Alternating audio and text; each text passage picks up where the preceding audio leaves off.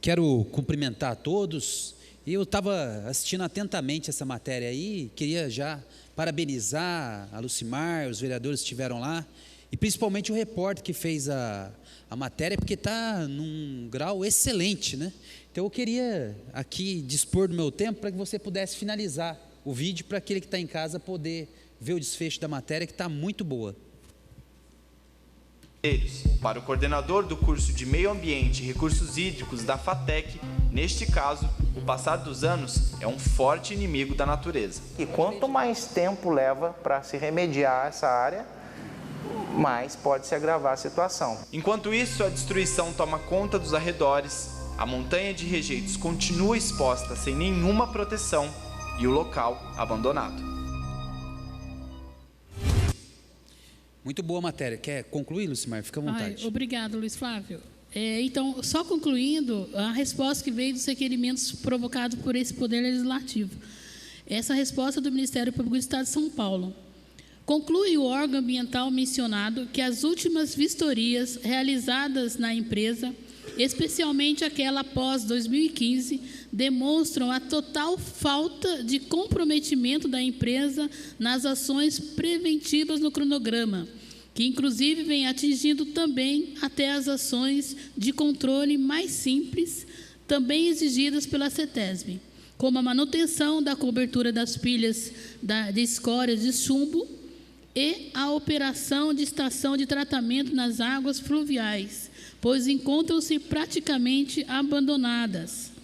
E ainda concluem que desde a assinatura do termo de ajustamento de conduta firmado pelo Ministério Público, com prazo final para a recuperação da área em agosto de 2017, a executadora jamais concluiu até mesmo a primeira etapa prevista, aumentando ainda mais os danos ocasionados no local, descumprindo dessa forma o acordo firmado. Obrigado, Luiz Flávio. Parabéns aí novamente à TV Câmara por ter feito essa excelente matéria, conteúdo muito bom. E eu acho que essa tribuna aqui ela tem que ser para assuntos relevantes, né, da nossa cidade. E por falar em assuntos relevantes, eu quero aqui conversar hoje sobre o transporte público, né? Esse aqui é o programa de governo do atual prefeito Isaías, e no que pertine ao transporte público, o prefeito Isaías se comprometeu aqui em reestudar os trajetos das linhas e localizações do ponto de ônibus, ampliar a oferta de linhas de ônibus, melhorar os pontos de ônibus e do sistema de informação ao munícipe, e também criar uma linha especial aos sábados para atender a demanda da população da zona rural.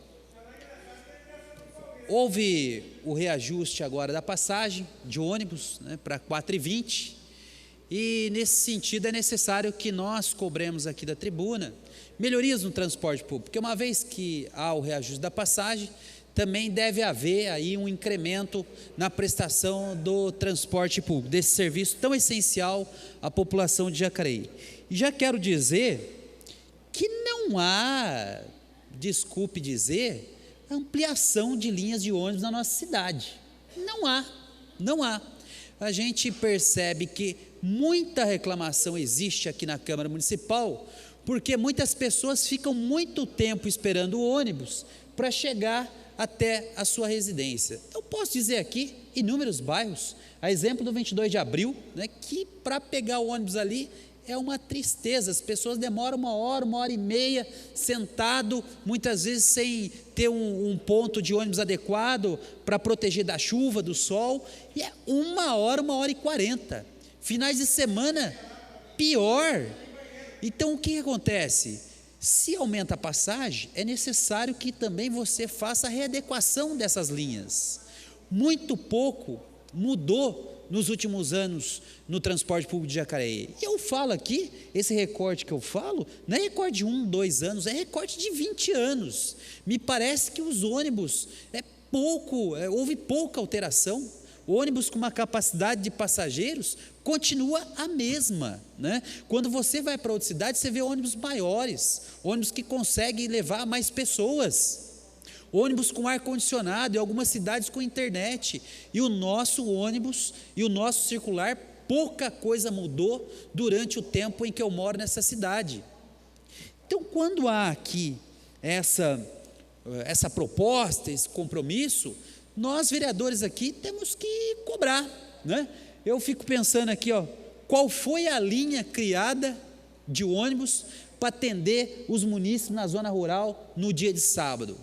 Não tem, não existe isso, mas está aqui no compromisso do atual prefeito. O que reconheço? Que alguns pontos de ônibus estão sendo substituídos, né? É importante fazer esse reconhecimento. Eu não estou aqui a jogar palavras ao vento, né? Reconheço que alguns pontos de ônibus foram trocados, substituídos, mas é muito pouco diante da estrutura que se criou na Secretaria de Mobilidade Urbana.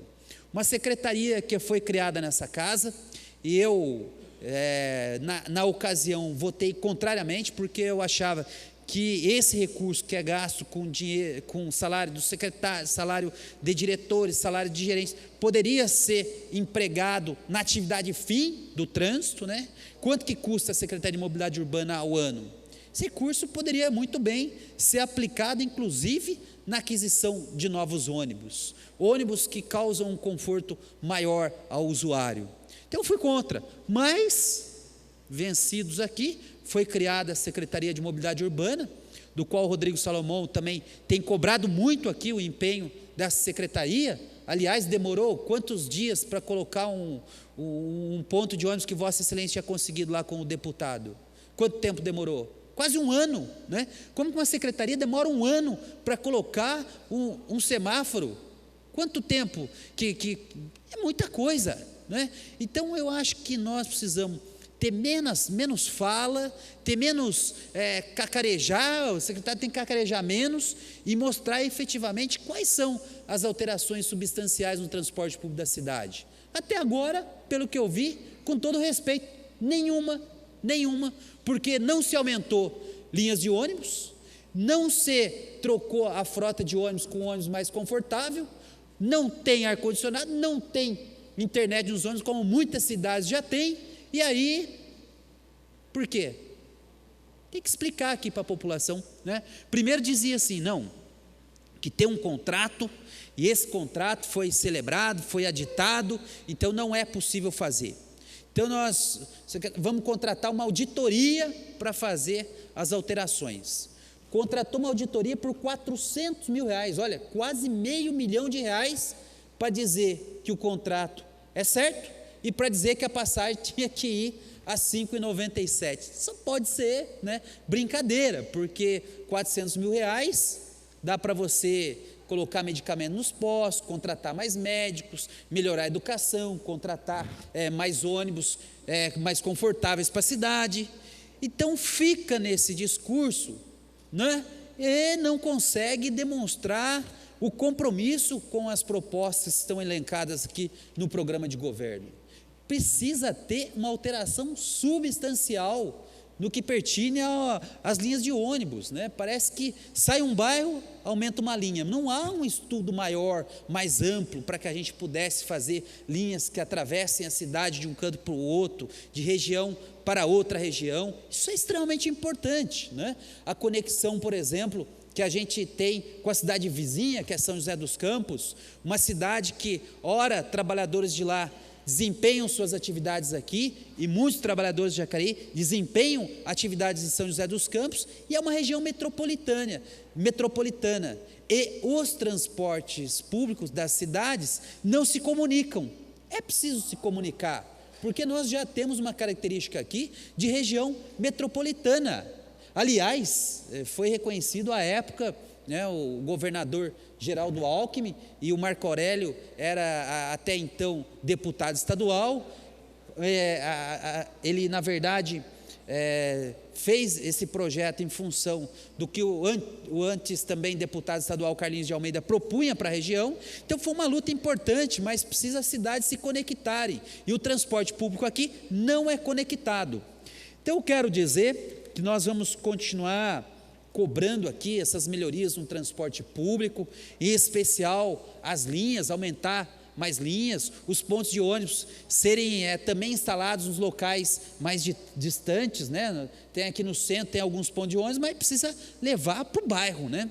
Que é onde, na verdade, Donizete, você que mora no 22 de abril, que o trabalhador está mais exposto, porque quem mora no 22 de abril não pode levantar às 7h30 para chegar no trabalho 8 horas. Quem mora no 22 de abril tem que acordar às 5h30, 6 horas para pegar o ônibus muito cedo, né? Outras regiões da cidade é a mesma coisa. Então, o conforto também dos pontos de ônibus tem que chegar nos bairros mais distantes, porque lá a serventia é ainda, não que aqui não seja, mas lá também é muito necessário, né? Porque é o trabalhador que sofre no sereno, sofre no sol, sofre no calor.